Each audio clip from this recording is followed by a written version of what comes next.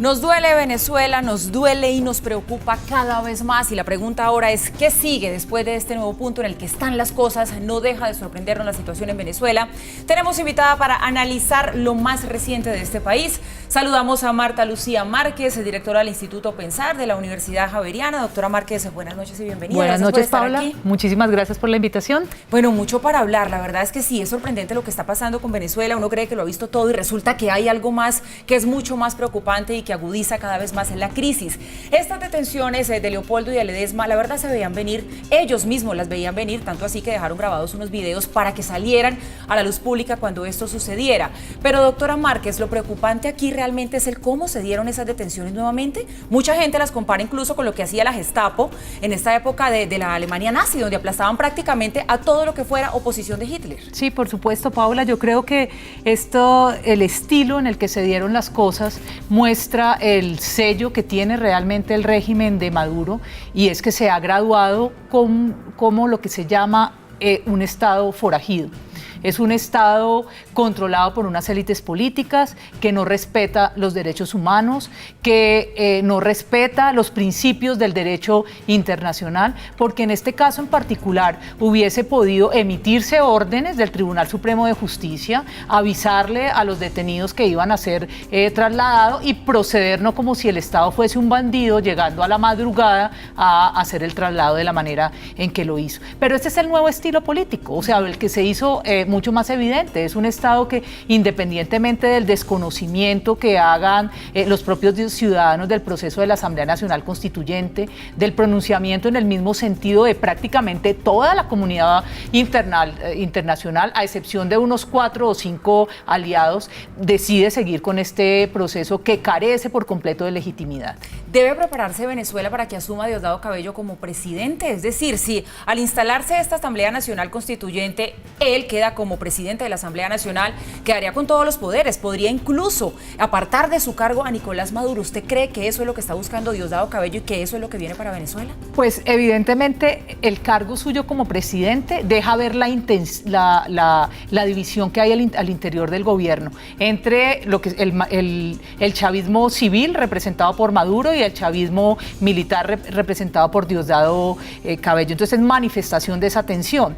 En teoría, después de que sesione la Asamblea Nacional Constituyente, debiera darse un proceso de elección de los nuevos poderes. Eso es lo que la teoría y lo que la Constitución indica. Pero lo que nos ha dejado ver la realidad venezolana es que no se respeta la ley. Entonces no sabemos qué pueda ocurrir.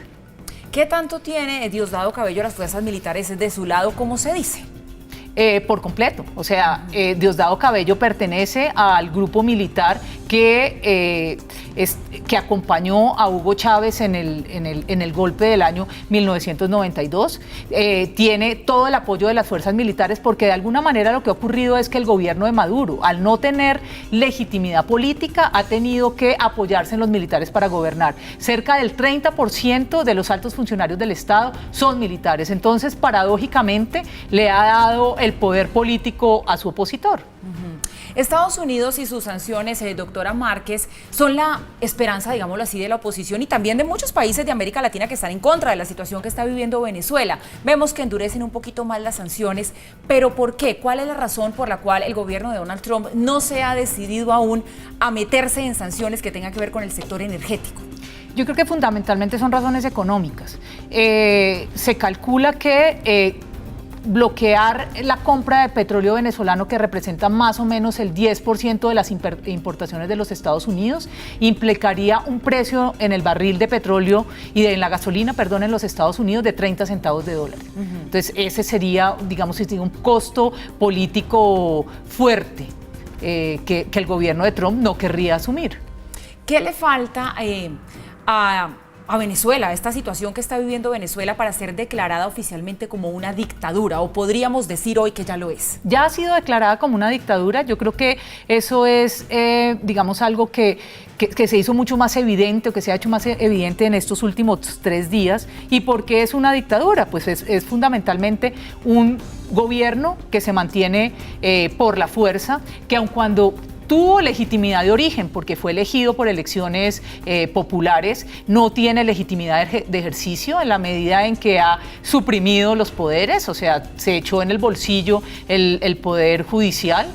Se echó al bolsillo el Consejo Nacional Electoral, es decir, el poder electoral, y por supuesto le ha quitado los poderes a la Asamblea. Pero además otra de las características de las dictaduras es que se mantienen, es que pretenden mantenerse en el poder indefinidamente, y eso es lo que vemos que se ha mostrado en estos últimos días.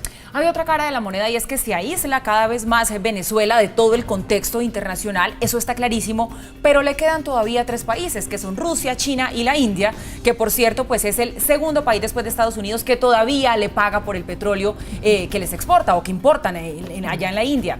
¿Qué papel pueden jugar estos países en ese aislamiento en los que tienen a Venezuela el resto del mundo, pero ellos quizá allí como aliados de Venezuela? Pues yo creo que de esos 3, quien tiene el papel más importante es China, quien ha venido dándole préstamos a Venezuela que ascienden más o menos a 60 billones de dólares, a cambio de la venta del petróleo, a cambio de unos contratos que no son muy claros, sobre la explotación minera de la faja del Orinoco. Creo que ese es el apoyo más importante, que no va a ser más allá de un apoyo económico, porque una característica de la política exterior china es que no es una política exterior que vaya a apostarle a una intervención militar para apoyar, por ejemplo, un gobierno en el caso de que hubiera una intervención de los Estados Unidos, que tampoco va a ocurrir. ¿Podría uno predecir que vienen más detenciones, que lo que pasó hoy con Leopoldo López, con Antonio Ledesma, se va a repetir de manera sistemática en los próximos días y que incluso la fiscal general Luisa Ortega podría estar en ese paquete de detenidos? Claro que sí, porque el gobierno de Maduro lo dijo ayer, y es que se iba a levantar la inmunidad de los asambleístas de la Asamblea Nacional. También culpó a los medios de comunicación de no hacer una cobertura clara del proceso electoral. Entonces, pues en un escenario en el que no se respetan los derechos, en el que se viola los acuerdos internacionales, cualquier cosa puede ocurrir. Estamos en un escenario en el que en realidad, si no hay reglas claras, es muy difícil hacer pronósticos. Pues qué interesante análisis, que eso sí no deja de ser preocupante de la realidad que tiene Venezuela en este momento y que tiende a empeorar. Marta Lucía Márquez, directora del Instituto Pensar de la Universidad Javeriana, nos ha acompañado hoy. Le damos las gracias, buenas noches y esperamos volver a ver por aquí para que sigamos hablando de Venezuela. Por supuesto que sí, gracias.